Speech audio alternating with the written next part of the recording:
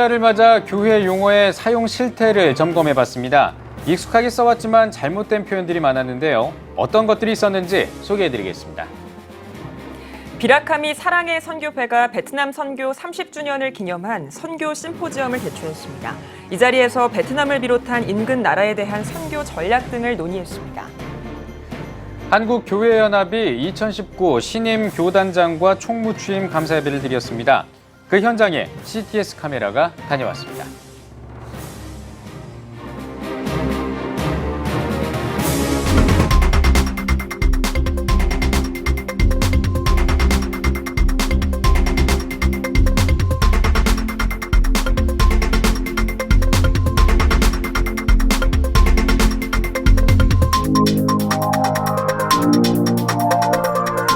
시청자 여러분 안녕하십니까? 10월 9일 CTS 뉴스입니다. 올해 10월 9일은 573번째 한글날입니다.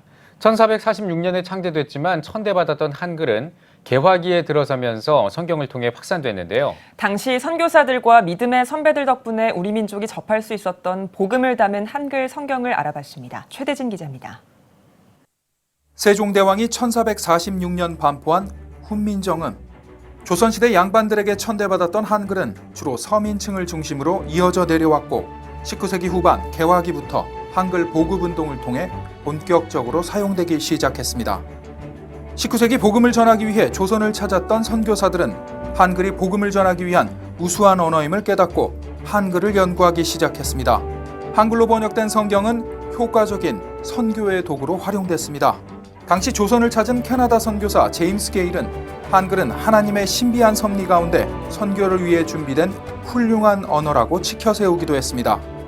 현재는 세계에서 가장 우수한 언어로 인정받고 있습니다. 존 로스 선교사와 믿음의 선진들이 1882년 최초의 한글 번역 신학 성경인 예수선교 전서를 발간하고 이후 1884년 일본에서는 이수정 선생이 마가복음서를 발행하는 등 성경의 한글 번역은 한글 발전의 토대가 됐습니다. 1890년 언더우드 선교사는 선교사들이 한글을 배우는 데 필요한 사전인 한영 문법과 한영 사전을 완성했습니다. 선교사들에 의한 작업이었지만 한글 체계화에 크게 기여했고 일제의 탄압 속에서도 교회 공동체를 통해 한글은 더욱 확산됐습니다. 뒤늦게 알려진 사실이지만 한글로 번역된 최초의 구약 성경은 알렉산더 피터스 목사가 1911년 발간한 구약전서입니다. 오늘날 한국교회는 이 개역 구약 성경을 표준 맞춤법에 따라 수정한 성경을 사용하고 있습니다. 최근 한국교회는 알렉산더 피터스 목사에 대한 연구와 그 업적을 기념하기 위한 다양한 사업을 전개하고 있습니다. 교회 공동체를 통해 발전한 한글, 선교사들과 믿음의 선진들의 노력으로 복음과 함께 이 땅에 전파됐고 현재 우리가 사용하고 있는 위대한 언어입니다. CTS 뉴스 최대진입니다. 우리가 생활하면서 쓰고 있는 일상 언어 중에는 잘못된 표현들도 적지 않습니다. 그렇다면 교회 용어는 어떨까요? 한글날을 맞아 비기독교인은 물론 기독교인에게도 낯선 교회 용어들을 살펴봤습니다. 이한승 기자입니다. 대한예수교 장로회 통합총회는 최근 창립 초기부터 100여 년간 사용해온 흠석 사찰과 천사 등의 용어를 현대어로 바꿨습니다. 지난 9월 백사회 정기총회에서 흠석 사찰위원회와 천서위원회, 지시위원회의 명칭을 각각 질서관리위원회와 총대 자격심사위원회, 안내위원회로 변경하는 개정안을 통과시킨 겁니다.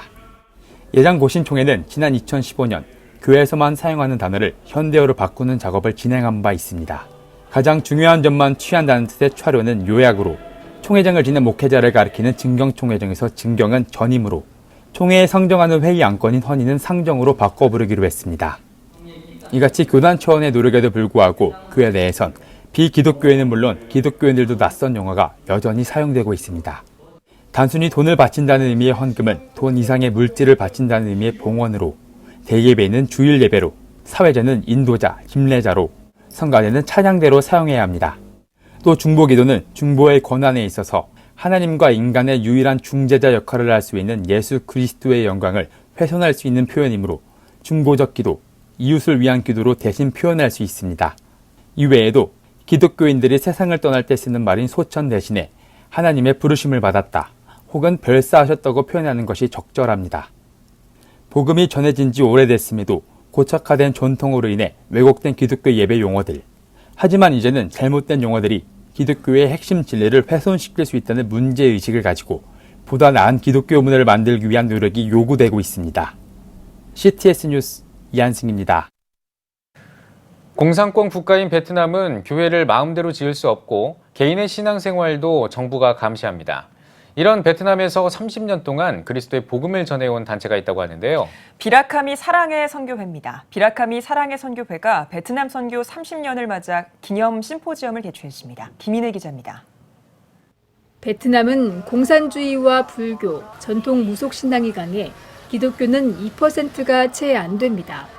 이러한 복음의 불모지에서 한국인 최초로 선교를 시작한 장윤아 선교사는 지난 30년 동안 300개의 교회와 16개의 병원을 설립해 복음을 전하고 종교 활동의 자유가 주어진 2000년 신학교를 세워 현지인 교회 지도자와 선교사를 양성했습니다.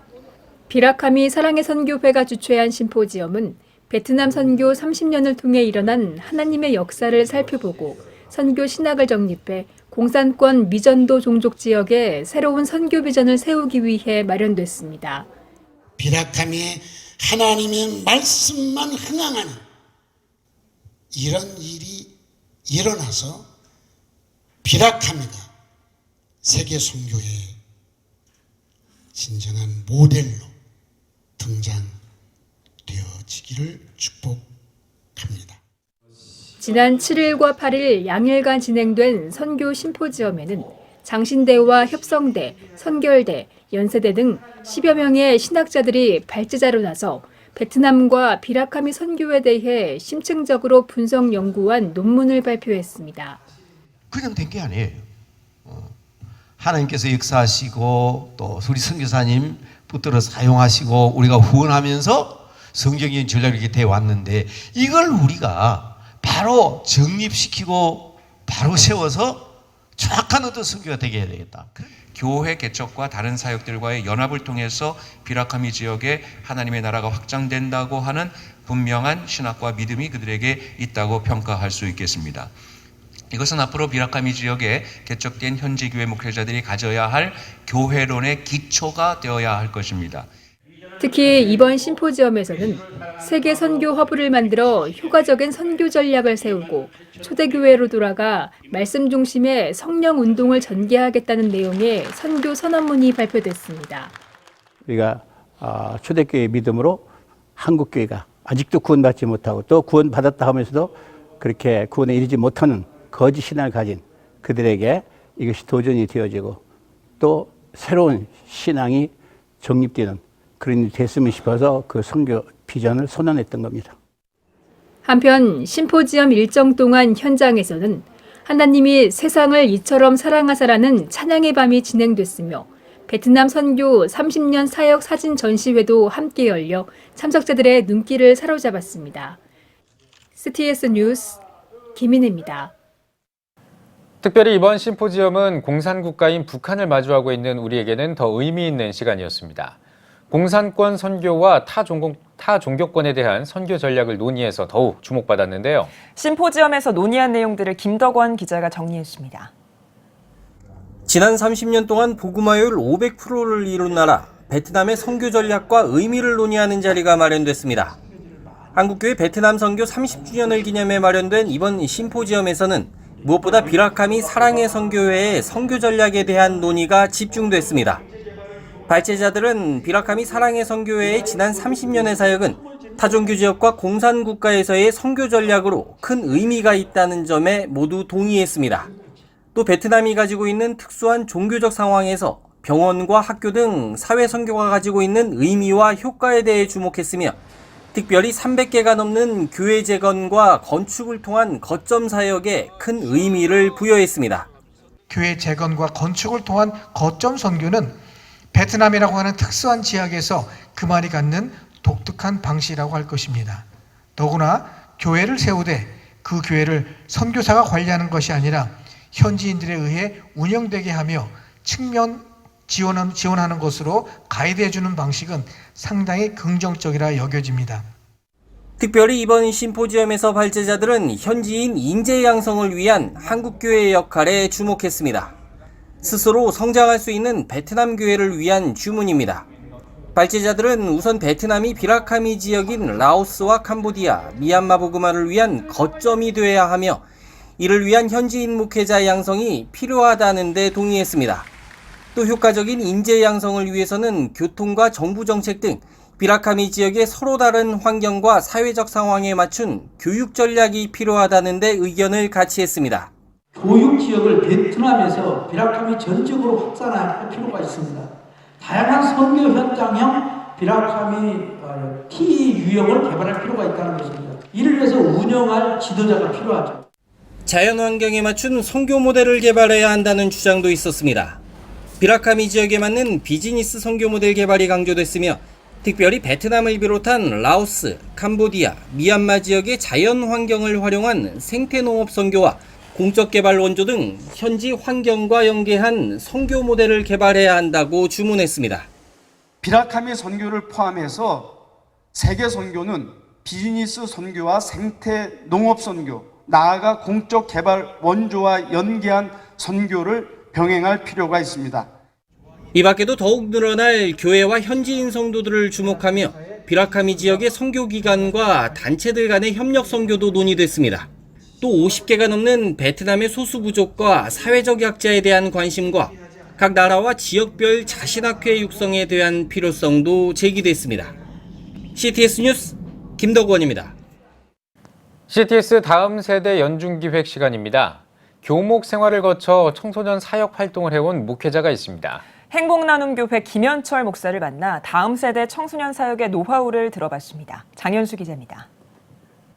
10여 년의 중고등학교 교목 생활을 마치고 교회를 개척한 목사가 있습니다. 경상남도 김해에 위치한 행복나눔교회 김현철 목사입니다. 집회 설교와 저서 활동 등 청소년을 위한 사역으로 이름을 알리고 있는 그가 교회를 개척한 이유는 교목 시절 많은 수의 학생을 섬세하게 돌보기 힘들었던 점 때문이었습니다.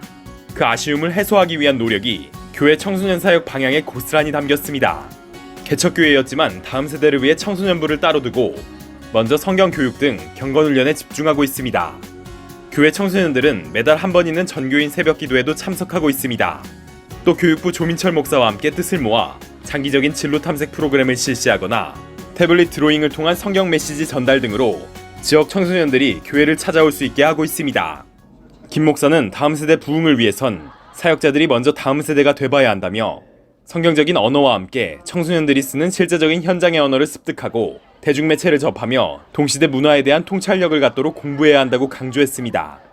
학생들을 좀 더 많이 알았으면 좋겠고, 그리고 학생들을 여러 가지 관점으로 그렇게 좀 메시지나 그런 부분 좀 개발하는 것 좀 많이 필요하다고 생각해요. 아이들이 요즘 많이 보는 영화나 드라마나 광고나 그들이 겪는 스포츠나 그런 것들과 같이 접목해서 그 학생들에게 좀 말씀을 좀 더 입체적으로 그렇게 전하는 것이 그런 노력들이 좀 많이 필요하다 생각해요. 또 교회가 다음 세대를 살리기 위해선 특정 사역자나 해당 부서가 노력할 게 아니라 교회 전체가 나서야 한다고 말합니다. 교회 구성원 모두가 나서 다음 세대 한 명 한 명에게 관심 가질 때 다음 세대가 마음껏 사랑받는 느낌을 느낄 수 있다는 겁니다. 한 아이가 다음 세대 주역으로 자라기 위해서는 온 교회가 필요합니다.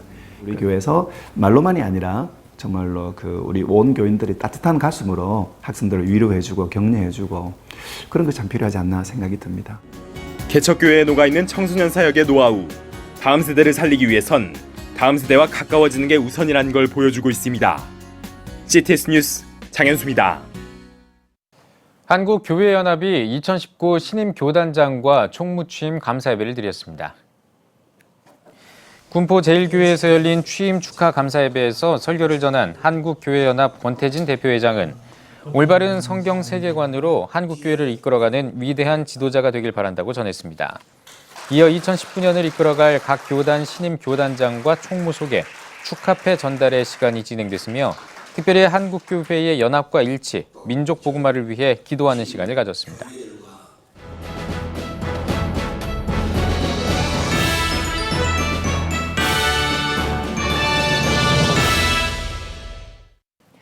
전국 각 지역별 네트워크 뉴스입니다. 2019년 예장 통합 경동노회가 영천 실내체육관에서 노회원 한마음 체육대회를 열었습니다. 말씀을 전한 경동노회 전 노회장 영천제일교회 민광 목사는 체육대회를 통해 서로에게 기쁨이 되는 하루가 되길 바란다고 말씀을 전했습니다. 체육대회에는 배구와 족구 등의 경기를 진행했으며 경주 동시차리 종합 우승을 차지했습니다. 제15회 예장통합 포항노회 남선교회가 포항대학교 실내체육관에서 연합체육대회를 열었습니다. 예배에서 말씀을 전한 포항노회 노회장 박진성 목사는 다윗은 왕이 되고 나서 자신을 죽이려고 했던 원수들을 해하지 않았다며 하나님 안에서 화합하는 자리가 되자고 말했습니다. 이어 체육대회에는 윷놀이와 족구, 탁구 등의 경기를 진행했으며 포항제일교회가 종합 우승을 차지했습니다. 창신대학교 음악학과가 경남선교 130주년 기념 창작 뮤지컬 더 라이트를 선보였습니다. 뮤지컬 더 라이트는 우리나라에 온 최초의 호주 선교사 조셉 헨리 데이비스의 복음을 향한 여정과 신앙을 그린 작품으로서 창신대학교 음악학과가 주관해 연출했습니다. 많은 배우들과 스태프분들이 정말 마음을 하나로 모아주시고 또 좋은 시나리오로 또 좋은 연출로 다 같이 함께 힘을 모으면서 오늘 극을 만들 수 있었고요. 하나님의 은혜 덕분에 모든 것이 가능했다고 생각합니다. 오늘 저녁에 아주 잘 보여주셨습니다. 아마 감격을 받지 못한 사람이 없었을 겁니다. 이번 공연에는 호주 선교사 후손 25명을 비롯해 경남 지역 목회자와 성도 800명이 참석했습니다. 기독교 대한성결교회 광주지방회 남녀전도연합회가 건국대학교 생명과학 특성학과 조명환 박사를 초청해 간증 집회를 열었습니다. 광주 한빛교회에서 열린 집회에 500명이 넘는 지역 성도가 참석했으며 색소폰 연주자 임은규 청년의 찬양 연주가 이어졌습니다. 또 아시아 태평양 에이즈학회 회장을 지낸 조명환 박사가 간증해서 에이즈 퇴치운동 등에 협력하게 한 하나님의 섭리 등을 전했습니다. 한일 장신대학교가 제24회 신학인의 날 행사를 열었습니다.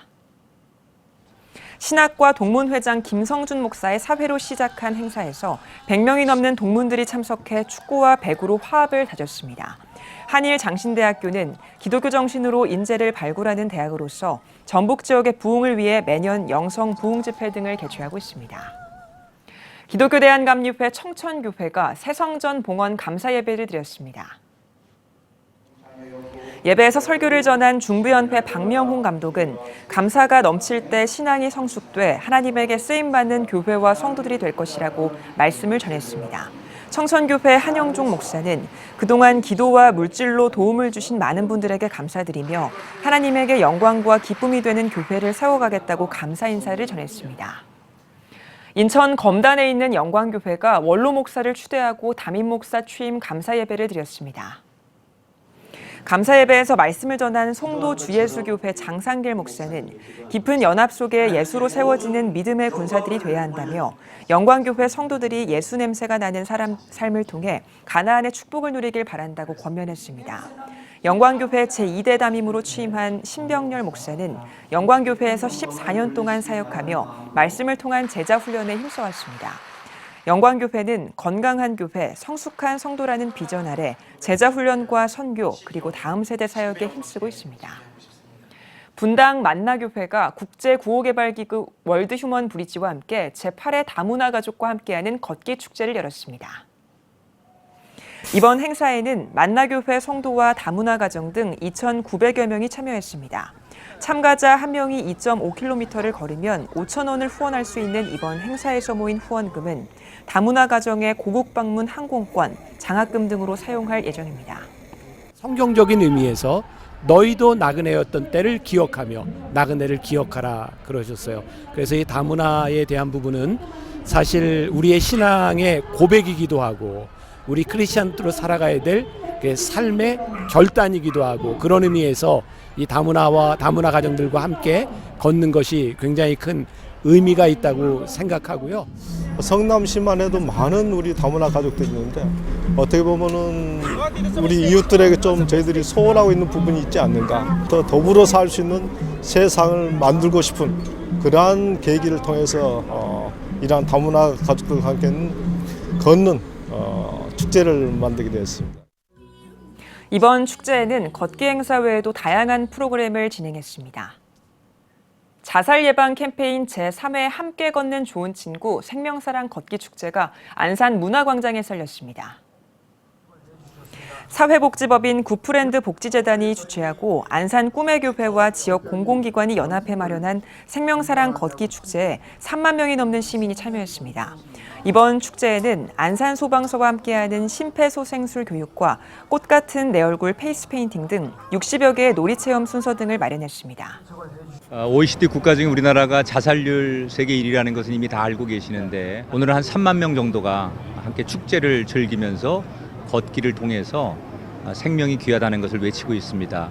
안산은 좀 이렇게 아픔이 있는 도시예요. 세월호로 인해서. 그래서 많은 젊은이들이 생명을 잃었기 때문에 두 번 다시는 이 땅에 그런 일이 생기지 않기를, 그리고 죽음의 영을 조금 건강한 생명의 문화로 만드는데 우리가 함께 참여했으면 좋겠다, 그런 생각을 합니다.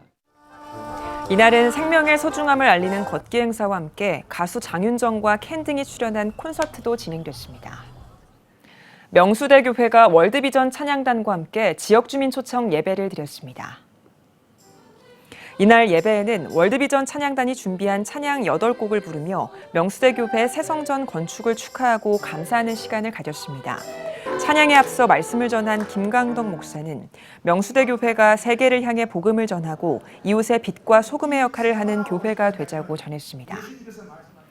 대한예수교장로회 합동개혁 제주중앙노회가 제주총신교회에서 제18차 정기노회를 개최했습니다. 개회 예배에서 설교를 맡은 예장 합동개혁 제주노회장 최명석 목사는 제주 지역의 복음화를 위해 교회가 먼저 건강해져야 한다며 세상에서 빛의 역할을 온전히 해낼 수 있도록 교회가 기도로 전진해 나가자고 전했습니다. 제11회 제주장로합창단 정기연주회가 제주문예회관에서 열렸습니다. 이번 음악회에는 제주장로합창단이 오 주여 정결케 하소서, 아침 안개 눈앞 가리듯, 누군가 널 위해 기도하네 등 총 8곡을 선보이며 관객들에게 큰 호응을 얻었습니다. 지난 2006년 제주선교 100주년을 기념해 창단한 제주장로합창단에는 현재 도내 33개 교회 장로 65명이 속해 단원으로 활동하고 있습니다.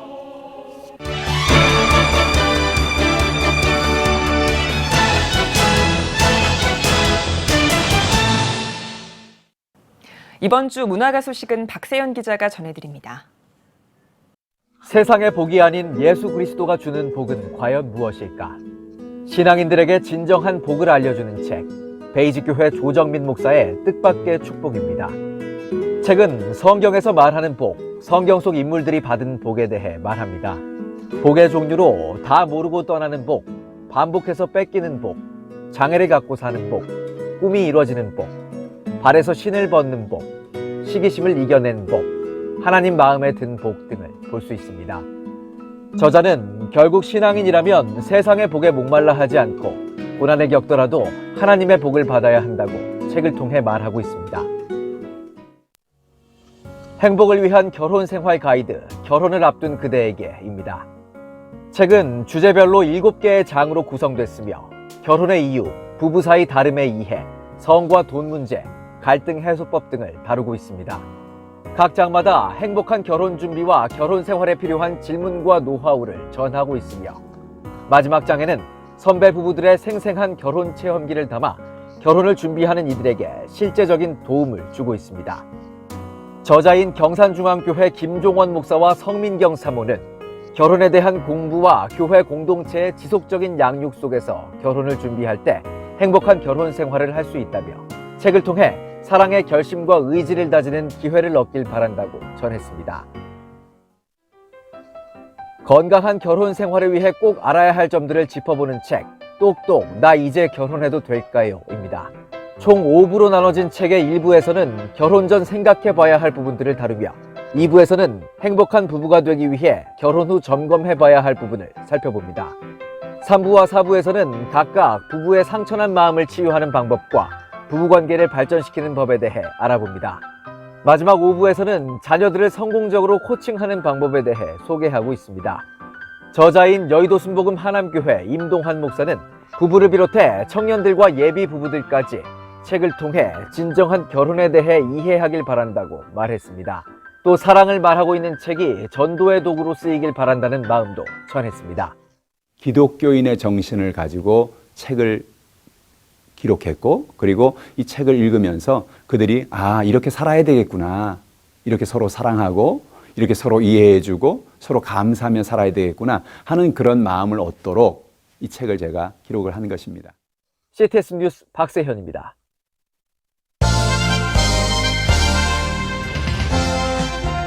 여러분은 지금 CTS 뉴스를 시청하고 계십니다. 지난 9월에 한국교회 주요 교단들은 정기총회를 통해 새로운 임원을 선출하고 새 출발을 다짐했습니다.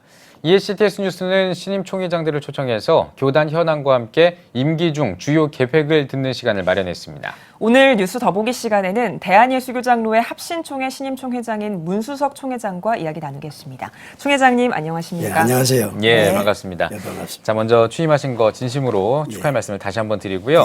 취임 소감이 듣고 싶습니다. 어떠십니까? 취임 소감은 한국 교회와 우리 총회를 위해서 성실하게 최선을 다해서 기쁨으로 잘 섬기도록 하겠습니다. 네. 총회장님께서 취임사에서 기본에 충실한 총회를 강조하셨거든요. 이 기본에 충실하다 어떤 의미를 담으신 건가요? 기본이라고 하는 것은 이제 기초를 잘 놓자는 이야기인데 운동도 그렇잖아요. 운동도 이 기초가 기본이 안 돼 있으면 아무리 뭐 기술을 쌓는들 무슨 의미가 있겠어요? 맞습니다. 또 뭐 공부도 그렇잖아요. 수학도 그렇고 영어도 그렇고 기초가 돼 있어야 되고 그다음 집을 건축하는 것도 기초가 안 돼 있는 건축은 아무런 의미가 없다. 맞습니다. 그러니까 우리도 신앙의 기초, 기본에 좀 충실하면 한국 교회가 든든히 서갈 것이다. 그런 생각을 많이 했죠. 알겠습니다. 기초, 기본에 충실해야 된다. 이 말씀을 다시 한번 강조를 해주셨는데요. 알겠습니다. 그 기본에 충실한 이런 자세로 앞으로 이제 임기 중에 어떤 계획들, 주요 계획들이 있는지 좀 궁금하거든요. 들어볼 수 있을까요? 이제 기초에 이제 충실하면서 이제 기초에 충실하다는 걸 좀 더 설명을 드리자면 예수님의 마음을 품는 거거든요. 예수님의 마음을 품어야 이제 기초가 잘 다져지고 그 토대 위에 이제 교단의 현안을 또 해 나가고 하면 그 일들이 잘 이루어지리라고 생각을 하는데 이제 기초를 튼튼히 해서 우리 교단이 나아가야 될 방향은 어떻게 하면 미래를 잘 열어갈 것인가 그런 것에 대한 이제 관심을 가지고 그 미래지향적인 것 가운데 이제 여러 가지가 있겠지만 이제 교단은 이제 상비부가 있습니다. 상비부 활동이 원활하게 잘 되어져야 이제 총회가 잘 이제 방향을 잡고 나아갈 수 있는데 그래서 우리는 이제 상비부뿐만 아니라 미래지향적인 것을 위해서 정책위원회가 있습니다. 그 정책위원회에서 어떤 정책을 연구를 하고 내놓으면 이제 거기에 대해서 이제 저희가 총회에서 논의를 하고 이제 그렇게 나가거든요. 이번에는 이제 정책연구위원회에서 상비부 조직을 좀 새롭게 해서 나갔으면 좋겠다.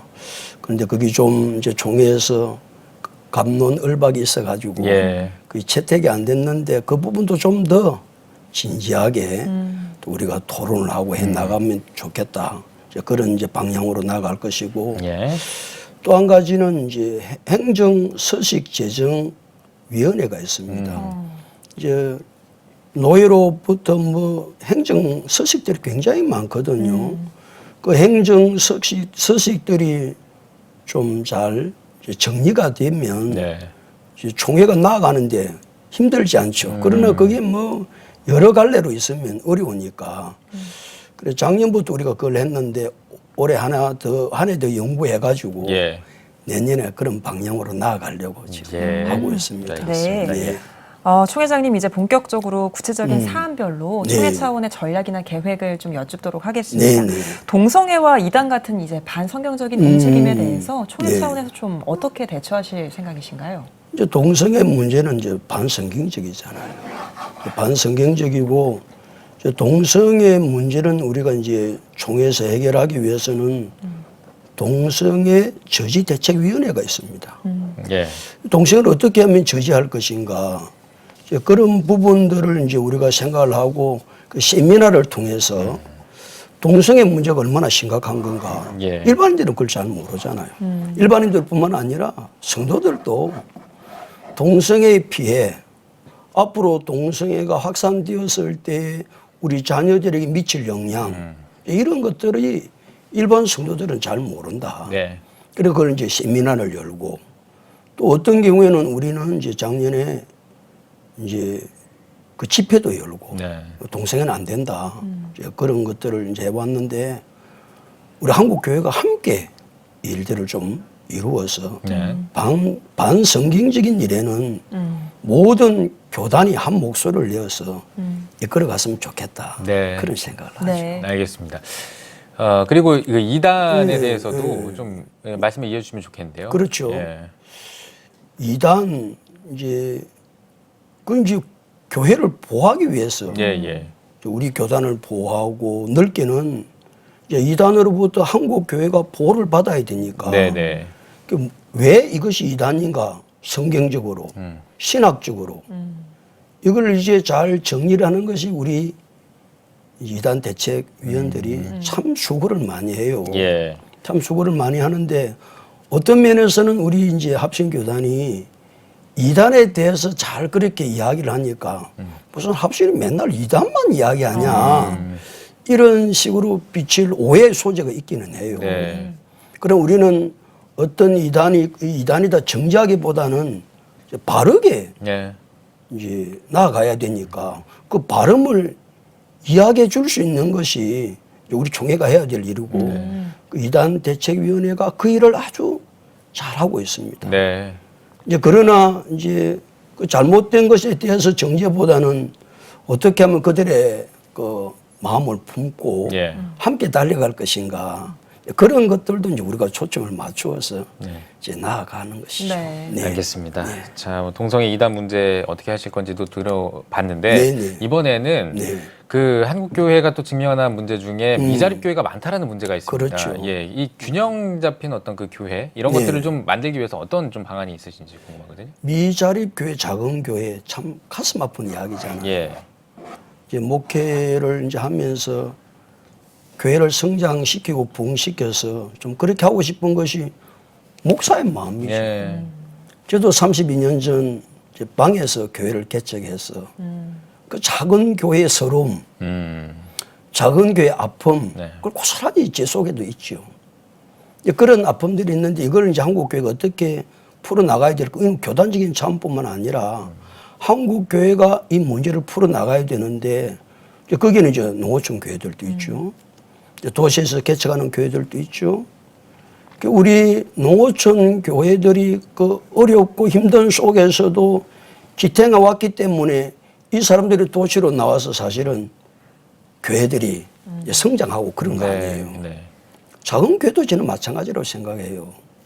작은 교회 이제 개척을 해보면 이제 교인들이 와가지고 믿음 생활 하다가 이제 자녀가 자라요. 자녀가 자라면 이제 작은 교회니까 또래들이 없단 말이에요. 그런 부모님들은 좀 또래들이 함께 모일 수 있는 이제 교회들로 이제 이동을 하는 거죠. 그렇다고 한다면 우리 큰 교회들이 성장한 교회들이 작은 교회를 섬겨야 된다. 그 섬기지 않으면 그건 굉장히 어려운 이야기다. 그래서 저희 교단은 작은 교회 활성화위원회가 있습니다. 그래가지고 작은 교회들이 성장할 수 있도록 그 다음에 수련회도 하고 서로 공유도 하고 그 다음에 큰 교회들이 작은 교회를 어떻게 도울 것인가 그런 부분은 그런 수련회를 통해서 많이 네트워크를 형성해가지고 그렇게 돕고 그렇게 하고 있습니다. 그렇군요. 네. 또 이번 총회에서 자세하게 논의한 사안 중 하나가 목회자 이중직이었거든요. 네네. 이 목회자 이중직에 관한 합신총회 입장이라든지 지원책도 궁금합니다. 이제 이중직이라고 하는 이야기는 저는 그 단어 자체가 저는 좀 바람직하지 않다. 왜냐하면 목회 소명을 받아가지고 정말로 뜨거운 가슴으로 목회를 하는데 그 이중직이라는 문제도 출발은 작은 교회에서 출발하는 것이고 네, 그렇죠. 목회자 최저 생활에 대한 문제 때문에 맞습니다. 다른 직업을 가지지 않으면 생계가 안 되니까 그 얼마나 가슴 아픈 이야기예요. 맞습니다. 예. 그게 전부 다 맞물려 있는 거거든요. 맞물려 있는 것이니까 저는 이중직이라고 하는 것보다 우리 교단은 겸직, 겸직. 예. 겸직이라는 단어를 쓰고 그건 좀 더 우리가 연구하고 그래서 이 문제를 우리가 풀어가는데 그래서 이제 우리는 목회자 제자 생활을 이제 그게 되면 네. 뭐 겸직은 할 필요가 없죠. 그렇죠. 예. 목회만 전념할 맞습니다. 건데 예. 그게 안 되니까 그런데 그래서 우리는 나눔 헌금 봉투를 만들어서 종회가 노회에다가 좀 우리 나누자. 예. 나눠야 이 문제는 해결된다. 이 문제는 너희들이 알아서 해결해라. 그래가지고는 이 문제가 어렵죠. 해결될 수 있는 예. 게 아니다. 예. 그러니까 좀 할 수 있는 교회, 성장한 교회들이 나누는 일, 좀 베풀어야 된다. 이걸 가지고 강조를 해서 예. 그렇게 문제를 해결해 나가고. 네. 알겠습니다. 자, 이번에는 다음 세대 문제인데요. 네. 다음 세대 계속 줄어든다고 하는데 네. 활성화시킬 만한 어떤 교단 차원의 방안이 있다든지 좀 듣고 싶습니다. 예. 이제 주일학교가 감소하는 것은 지금 뭐 결혼도 적게 하고 예. 자녀들도 거의 뭐 지금 우리나라가 최저로 지금 떨어졌잖아요. 네. 자녀 수, 남녀 예, 수가. 예, 예. 그러니까 자연적으로 주일학교 애들은 줄어들 수밖에 없는 그런 직면에 있는데 또 사회적인 여러 가지 요인들이 있지만 지금 이 속에서 우리 교단이 해야 될 것은 이 자녀들을 더욱더 믿음으로 잘 설 수 있는 정예부대를 만드는 게 더 중요하다. 네. 그래서 이제 공가를 좀 개편을 해서 좀 더 체계적으로 우리 자녀들을 양육하고 그 다음에 교회만 우리 애들을 맡길 것이 아니고 부모들이 주일학교 교육에 전체가 관심을 가져야 이 자녀들을 믿음 안에서 바르게 세울 수 있다. 예. 부모 교사, 부모 자체가 교사가 되어져서 함께 교회와 더불어서 이루어갈 때 놀라운 일들이 일어날 것이라고 생각하고 정예부대를 만들 수 있다. 예. 그 다음에 이제 저희 교단은 지금 목회자 자녀 수련회를 매년 합니다. 네. 사실 목회자 자녀들이 어렵잖아요. 맞아요. 예. 그러니까 자기들끼리 모여서 수련을 하면서 그 아픔과 어려움들을 이기고 그 자녀들이 믿음 안에 바로 서야 또 되겠다. 그런 싶은 생각에서 목회자 자녀 수련회도 해오고 우리 청소년 연합 수련회도 하고 청년 대학 연합 수련회도 하고 이런 이제 방안들을 가지고 네. 다음 세대를 위해서 우리가 나아가고 있습니다. 예. 네. 대담이 거의 막바지로 접어들고 있는데요. 네네. 총 회장님, 교회 사명이라면 네. 복음을 전하는 것, 그렇죠. 선교. 네. 네. 그래서 세계 선교에 대한 총 회장님의 음. 생각도 궁금합니다. 그렇습니까? 이제 우리의 신앙의 결론은 선교 아닙니까? 예수님께서 마지막 우리에게 준 것이 지상명령의 선교인데 그건 우리 합신교단이 잘하고 있다고 생각이 되고 네. 지금 우리 합신교단은 42개국에 215가정이 420명의 선교사를 파송하고 있습니다. 네. 그리고 온 우리 합신교단 교회들이 한마음이 되어져서 일들을 잘 감당하는데 참 감사하고 그래도 좀 더 역량을 모아서 주님께서 원하시는 것이 마지막이 선교니까 선교의 사명을 잘 감당하려고 하고 있습니다. 그래서 그 일환 가운데 하나가 미주 한인 장로 연합회와 우리가 선교 MOU 체결을 했습니다. 그런가요? 네. 예. 이번 총회에. 예. 그래서 이제 그게 체결이 되어서 남미에 있는 선교사들을 좀 구체적으로 도울 수 있는 그런 이제 기틀이 놓여져서 좀 그 부분도 좀 신경을 우리가 쓸 수 있게 되어졌고 이제 중국에서 선교 활동을 하시던 분들이 참 어려움을 당해서 많이 돌아왔거든요. 예. 그런 분들을 재충전해서 어떤 다른 이제 선교지로 보내려고 하는 그런 준비도 제 교단에서 하고 있습니다. 네, 알겠습니다. 이제 마지막 질문인데요. 네네. 우리 한국교회와 성도님들께 메시지 전해주시고 대담 마무리하겠습니다. 예. 참 지금까지 우리 신앙생활 한다고 우리 한국교회 성도들이 얼마나 힘쓰고 애쓰고 달려왔는지 모릅니다. 예. 그러나 지금 시점에서는 한국교회가 우리 성도들이 좀 신앙에 좀 더 기본에 충실해서 예수의 마음을 가지고 달려가면 이 사회를 향한 메시지를 좀 전달할 수 있지 않겠는가. 네. 이 사회로부터 지탄받고 그런 성도 교회가 아니라 이제 신앙 기본에 충실해서 예수의 마음을 품고 달려가면 사회로부터 존경받고 선망의 대상이 되는 교회가 네. 되었으면 좋겠다. 이런 생각을 합니다. 알겠습니다. 예. 네, 오늘 뉴스 보기 시간에는 대한예수교 장로회 합신총회 문수석 총회장과 함께 이야기 나눠봤습니다. 총회장님 오늘 나와주셔서 고맙습니다. 네, 감사합니다.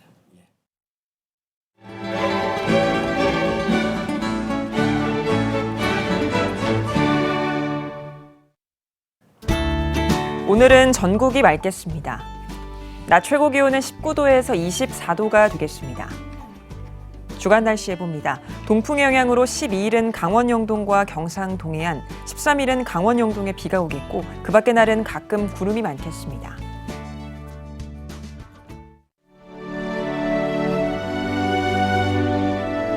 백만인 기도운동에 새롭게 참여하신 분들입니다.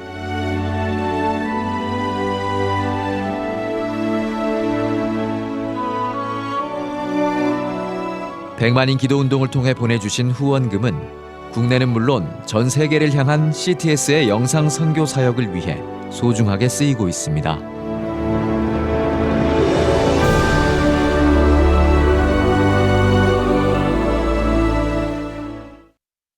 CTS 뉴스 오늘 순서 여기까지입니다. 시청해주신 여러분 고맙습니다.